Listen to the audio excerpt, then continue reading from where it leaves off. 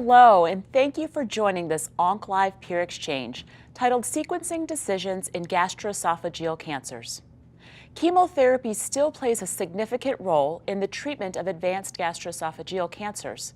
However, recent progress has extended survival and is impacting toxicities of treatment.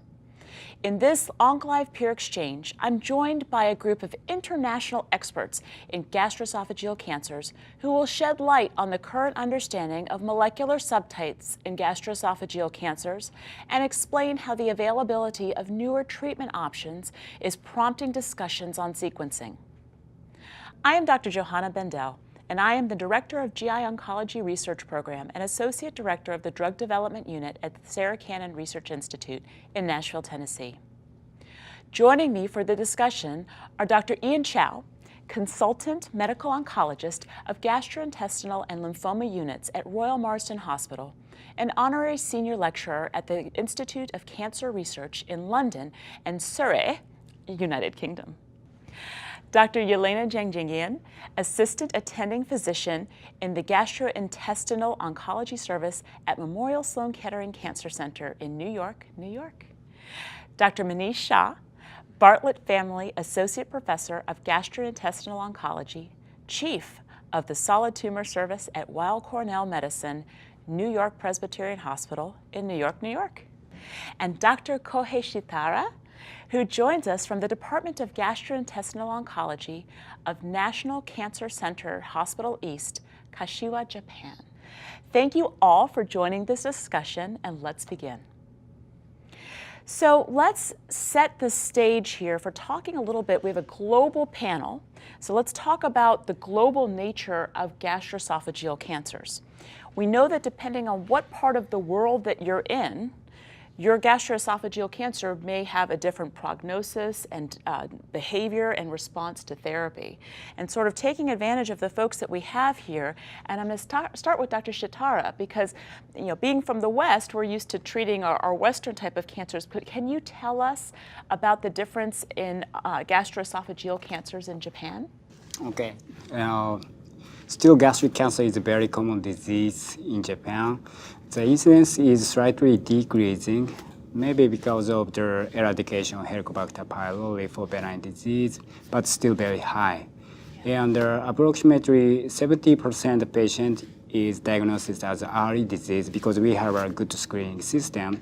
But at the same time, approximately 30% of patients were with advanced disease and finally resulting in the cancer cell death. So we still have 50,000 new gastric cancer cell deaths annually. So this is still very big issue in Japan. Yeah, I mean, the high prevalence of these gastric cancers in Japan led to your screening programs, which is incredible that you catch disease early. But even despite being able to catch disease early, it sounds like there's still a lot of potential help we could do for patients in Japan and in terms of extending their survival. So Manish, tell me a little bit about the Western gastric cancer.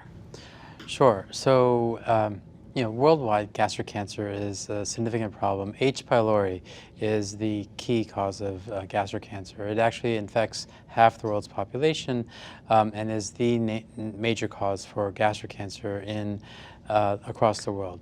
In the United States and in Europe and in much of South America as well, we're seeing a rise in the proximal stomach cancers, GE junction cancers,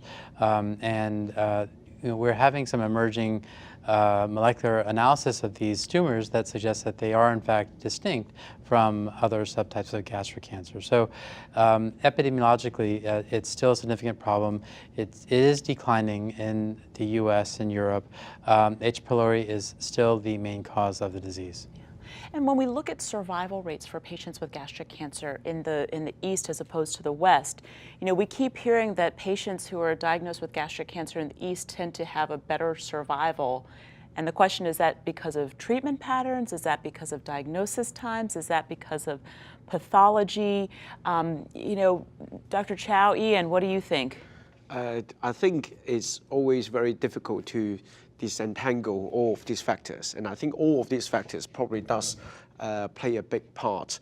As Dr. Shitara already said, that because there is a screening program happening in Japan, whereas because the incidence of gastric cancer is relatively uncommon in the West, in Europe and US, screening program is not a really a cost-effective program to really implement on a country level.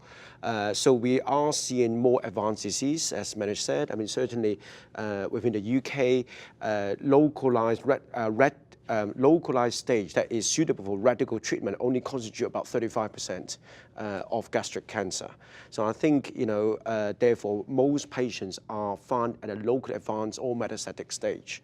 And likewise, their survival is going to be poorer. But whereas, stage by stage, if they're both diagnosed at the same stage, I think certainly also patients are diagnosed at an older age group as well in the West. And I think the ability for them to tolerate more intensive treatment, more lines of treatment is going to be less than younger patients who have less comorbidities.